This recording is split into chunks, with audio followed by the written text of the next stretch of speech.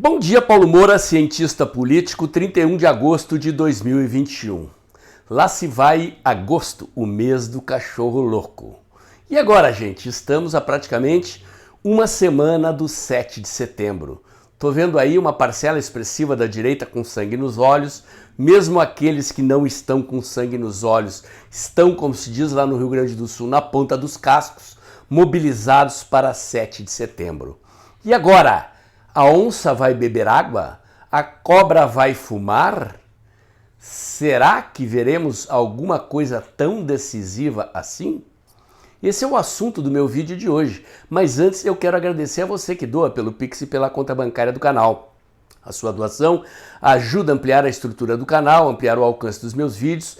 Lembrando que este é um canal que faz análise política com viés conservador, à luz da ciência política e da teoria da comunicação, em vídeos curtos. Lembrando também que este é um canal que foi desmonetizado. O meu canal não é alvo do processo do Tribunal Superior Eleitoral, mas mesmo assim resolveram me desmonetizar. Portanto, a sua doação do Pix é muito importante para compensar essa perda que eu tive, para eu poder continuar o trabalho que eu faço aqui, ok?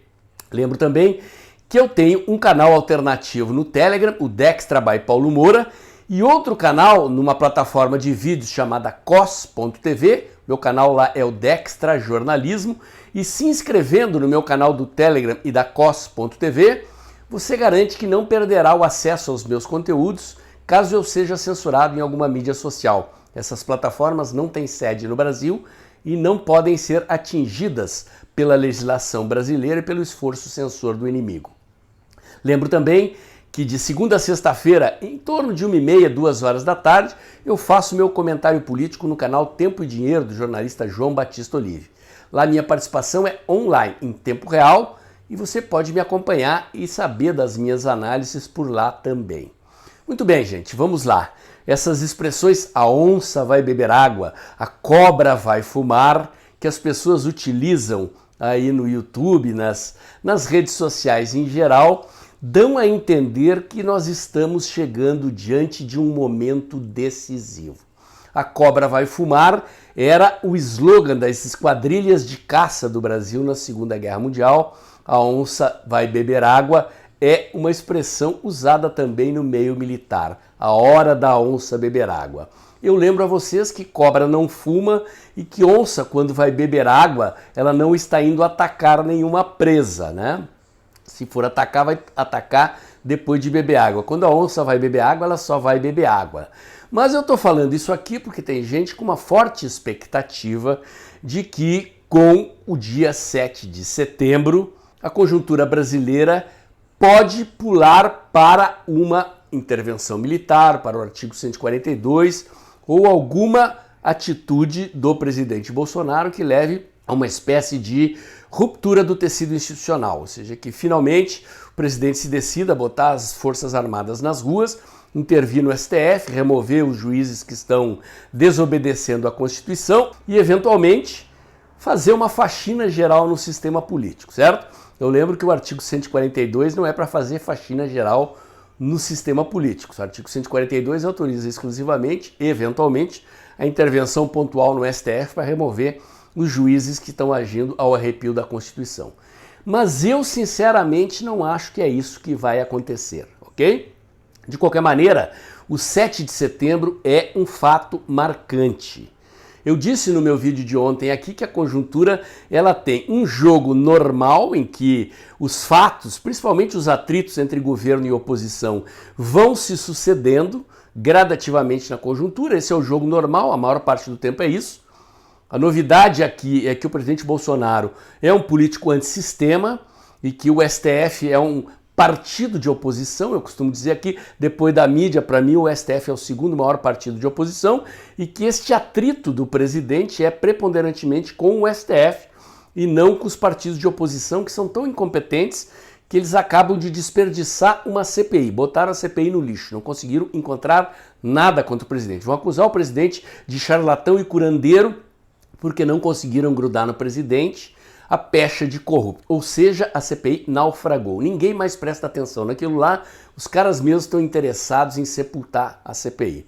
O jogo central, o jogo político central mesmo é esta oposição entre o Brasil que foi para as ruas derrubar a Dilma e eleger o presidente Bolsonaro e o Brasil que quer voltar atrás no tempo, que quer botar os corruptos de volta, que quer botar os mamadores nas tetas do Estado de volta no governo, e o STF é o principal obstáculo.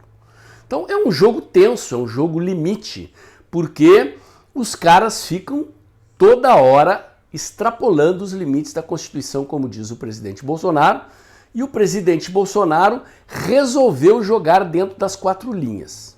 Então, este é um jogo tenso porque um dos lados não está respeitando as 4 linhas e quer derrubar o presidente antes da eleição de 2022, porque eles temem que o presidente vença a eleição. Isto quer dizer que uma intervenção militar, que uma ruptura institucional não vai acontecer? Não. Quer dizer que o presidente Bolsonaro e os militares não querem. Mas dependendo de como o lado de lá jogar, pode ser que aconteça. Eu, pessoalmente, já fiz um vídeo aqui no canal, vou botar o link aqui em cima para quem não viu ver e para quem viu ver de novo, porque é muito complicado, gente. Não é um jogo simples fazer uma intervenção, tem um conjunto impressionante de variáveis complexas a serem decididas. Toda vez que eu falo isso, tem sempre que diz assim, não, mas é melhor tirar os comunistas logo antes que eles voltem.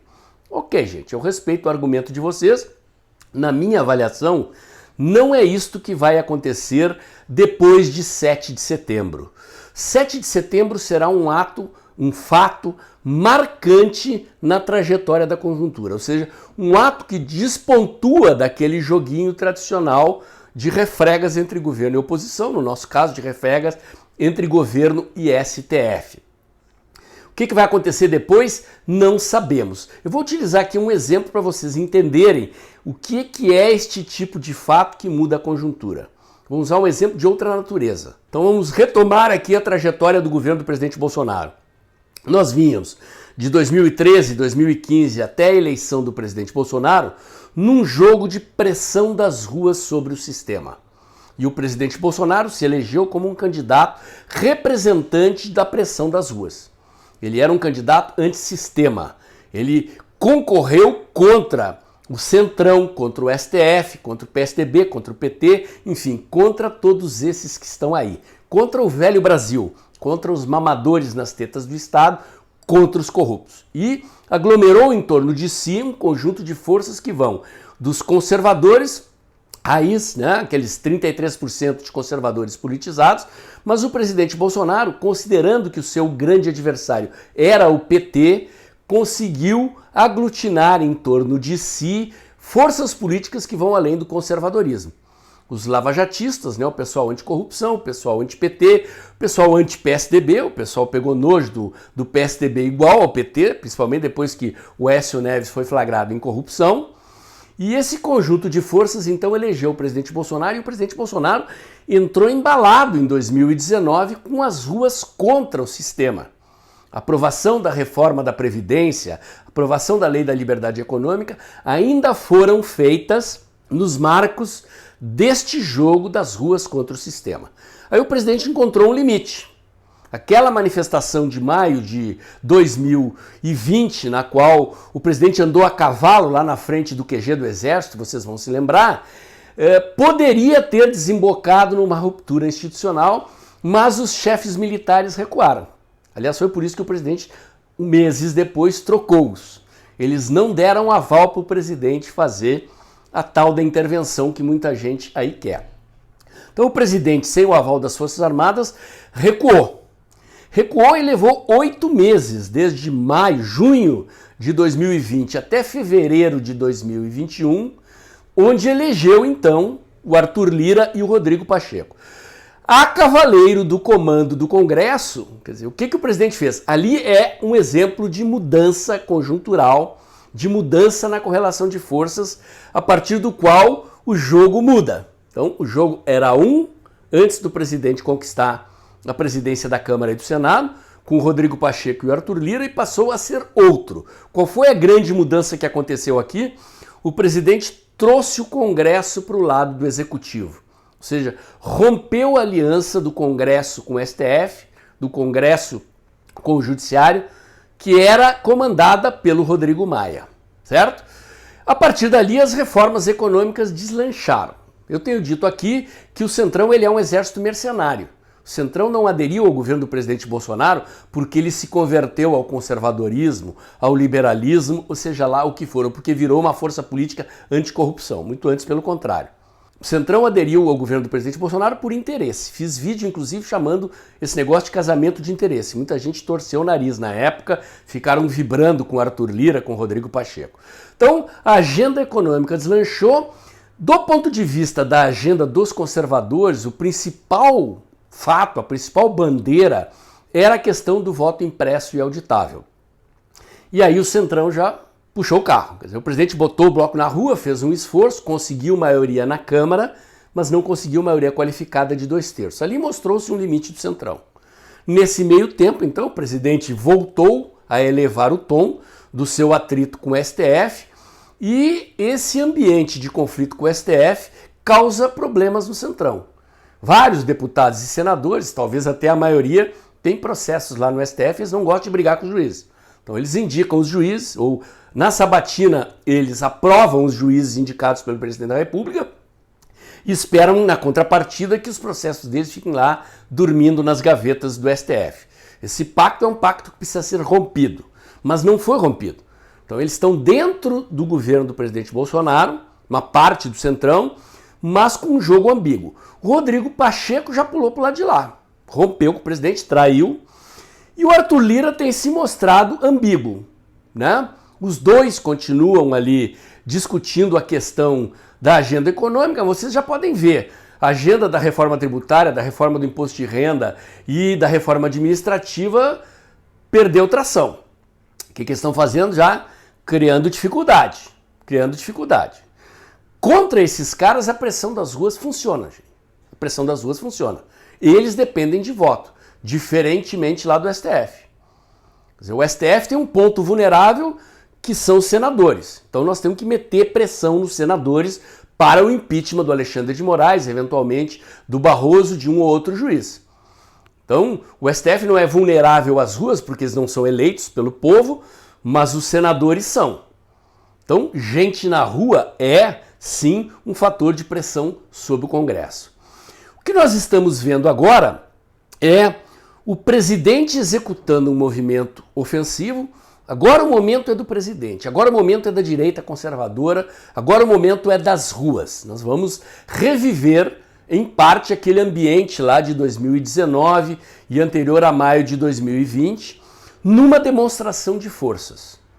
Eu acho que o presidente está patrocinando uma atitude que não é de levar à ruptura, é uma atitude de dissuasão. Ao que se aplica essa palavra dissuasão? Por exemplo, vocês já ouviram falar em linguagem militar, armamento de dissuasão. Eu tenho bomba atômica, eu tenho bomba nuclear para que ninguém me ataque. Meu objetivo não é destruir os outros, mas é avisar assim, ó, não te mete comigo, que se tu te meter, eu posso até perder a parada, mas eu faço um estrago em ti que tu nunca mais te levanta. Né? Eu acredito que o presidente Bolsonaro está patrocinando um ato desta natureza. Então, o presidente Bolsonaro, como eu já descrevi no vídeo de ontem, fez todo um movimento depois de conquistar o Congresso, embora a gente esteja, o Centrão está meio afastado, meio reticente. Rodrigo Pacheco traiu, Arthur Lira está ambíguo. O presidente Bolsonaro fez um outro gesto, trocou os comandantes militares por comandantes alinhados com ele. Então, o presidente posicionou as suas tropas. Quem são as suas tropas? Os comandantes militares, propriamente ditos, mas o presidente Bolsonaro sempre diz, o meu exército é o povo, somos nós que apoiamos o governo. Então o que o presidente vai fazer? Um exercício militar, entre aspas, né? Militar no sentido de que ele vai movimentar as tropas na fronteira, vai botar o povo na rua para fazer uma demonstração de força e falar para os caras, ó, parar com esse negócio. Vamos parar de prender gente, parar de censurar, nem pensem em prender meus filhos, porque se vocês ultrapassassem esse limite, ou se vocês ultrapassarem este limite, eu tenho condições de ir além. Então, não venham para o lado de cá nesse embalo todo, que eu também não vou até aí nesse embalo todo. Vamos sentar, vamos resolver esse negócio e deixar isso aí se resolver nas urnas de 2022. Do meu ponto de vista, este é o jogo que está sendo jogado, gente. É bom que as pessoas entendam. As informações sobre isso são muito boas. Saiu uma matéria na Folha de São Paulo sobre uma dessas consultorias que fazem análise de dados em mídias sociais, a consultoria Quest, mostrando que a movimentação da rede bolsonarista com vistas a 7 de setembro quadruplicou em agosto. Ou seja, o volume de citações que as pessoas estão fazendo ao 7 de setembro e a defesa da liberdade contra a censura é 4 vezes maior do que era antes de agosto. E os caras avaliam que isto é um indicador de que a manifestação de 7 de setembro vai ser grande e vai ser maior do que as manifestações anteriores que o bolsonarismo fez. E eu já disse isso aqui, gente, do meu ponto de vista isso é fundamental. Nós estamos desafiados a botar mais gente na rua no 7 de setembro do que já botamos em todas as outras manifestações, exatamente com essa finalidade, demonstração de força, conter os caras. Então eu acho que, vou dizer de novo, eu não acho que depois do 7 de setembro haverá uma ruptura institucional. Acho que o STF já está recuando, já falei disso aqui, tá? Querem um sinal de que o STF está recuando, por exemplo? Estava em votação lá no STF, eu já fiz menção a isso aqui, a questão do marco temporal da terra envolvendo interesses dos índios. Eu achava que era 3 mil, eu vi na imprensa, são 5 a 6 mil índios acampados na esplanada dos ministérios, fazendo pressão para os caras derrubarem o marco temporal da terra, que foi pactuado na Constituição de 88 e que dizia que propriedade dos índios eram todas as terras nas quais os índios viviam até 88 e que a partir dali o que era dos índios era, o que não era não será mais. E os caras estão tentando derrubar para permitir as comunidades indígenas tentarem se apropriar de propriedade de terra em todo o Brasil, alegando que as terras eram de seus ancestrais, inclusive terras urbanas. Então o julgamento estava para acontecer, começou semana passada, já foi para a gaveta. Já estão tirando os índios de lá, botando num parque, não estão mais na esplanada dos ministérios, aposto que dali eles vão para casa, estão falando que um dos juízes vai pedir vistas, vão empurrar para as calendas. O que é isso? Recuo, gente, recuo. Porque o agronegócio está com o presidente Bolsonaro. Vão futucar o agronegócio? Vão aprovar uma causa que ameaça a propriedade privada, principalmente a propriedade privada da terra no campo no Brasil? Eles recuaram.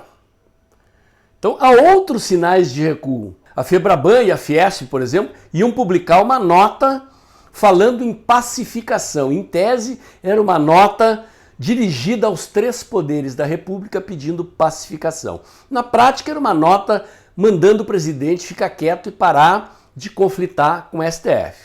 Deu problema. Banco do Brasil e Caixa, que fazem parte da Febraban, se recusaram a assinar uma nota que criticava o governo. São bancos públicos. Já rachou a Febraban. E na Fiesp a mesma coisa. Um pedaço do empresariado da base da Fiesp foi para cima, lá os caras já recuaram. Já estão segurando a nota, estão empurrando para depois de 7 de setembro. Então, um jogo que estava acontecendo com conflitos parte a parte já está levando o lado de lá a recuar. Então, o que a gente pode observar na conjuntura é que tudo está sendo remetido para depois de 7 de setembro. Ou seja, todo mundo quer saber qual é a força do presidente Bolsonaro nas ruas. E os indicadores são de que a demonstração de força será significativa, ok?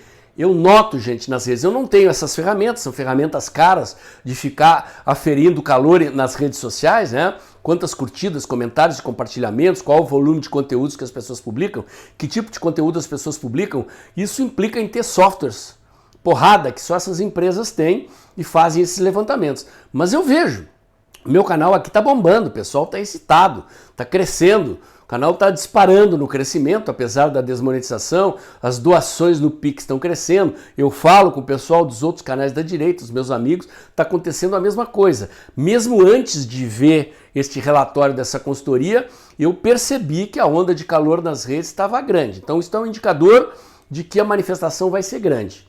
E confirma aquilo que eu falei. Haverá um antes e um depois de 7 de setembro, assim como houve um antes e um depois da vitória do presidente no Congresso Nacional ao eleger Arthur Lira e Rodrigo Pacheco.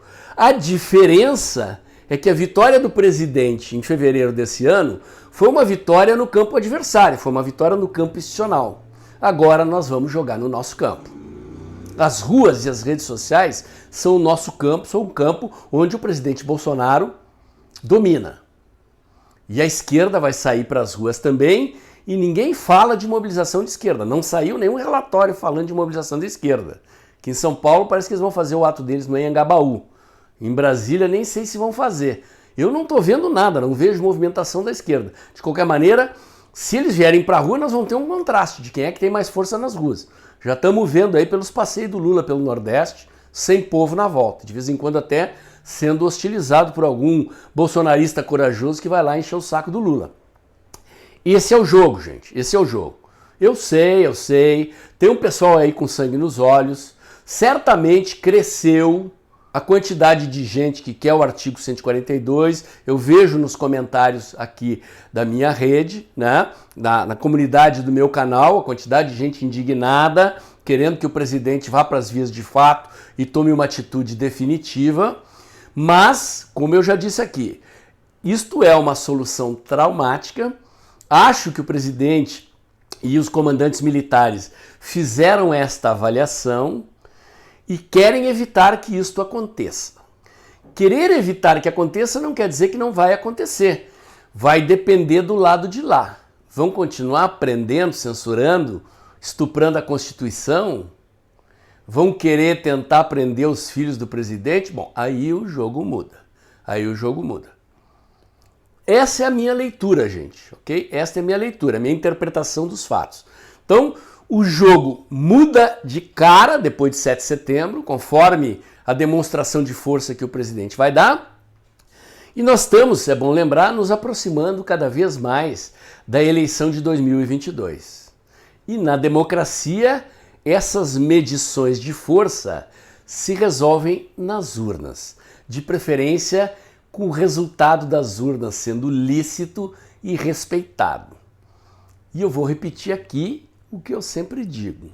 Opinião pública não é pesquisa publicada, não é estatística de pesquisa publicada. Opinião pública é um jogo de forças mobilizadas. E o presidente Bolsonaro está dando sobrados exemplos e demonstrações de que ele mobiliza mais do que o campo inimigo. Se Deus quiser, vamos em paz, dentro das 4 linhas da Constituição, até 2022, reeleger o presidente Bolsonaro, desde que o lado de lá fique comportadinho e volte a jogar dentro das 4 linhas. Eu, sinceramente, não acredito. Acho que eles vão continuar.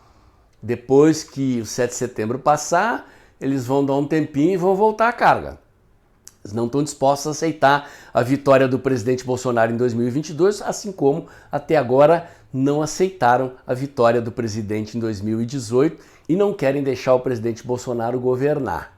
A questão é que em 2022 periga a vitória ser mais avassaladora e o presidente sair das urnas com uma bancada respeitável na Câmara e no Senado, e aí o jogo será outro, ok? Meu comentário de hoje era esse. Se você gostou, curte, comenta, compartilha, bota o dedãozinho lá, aperta o sininho para o YouTube avisar você quando tem vídeo novo no canal, inscreva-se aqui no meu canal, inscreva-se nos meus canais alternativos, o Dextra by Paulo Moura lá no Telegram, o Dextra Jornalismo lá na cos.tv, acompanhe os meus comentários diários no canal Tempo e Dinheiro do jornalista João Batista Olive todos os dias entre 1h30 e 2h da tarde. E aproveita que o vídeo está acabando, lembre-se, este canal foi injustamente desmonetizado. Faça seu Pix aí, ajude a gente a continuar o nosso trabalho aqui, ok? Até o próximo vídeo.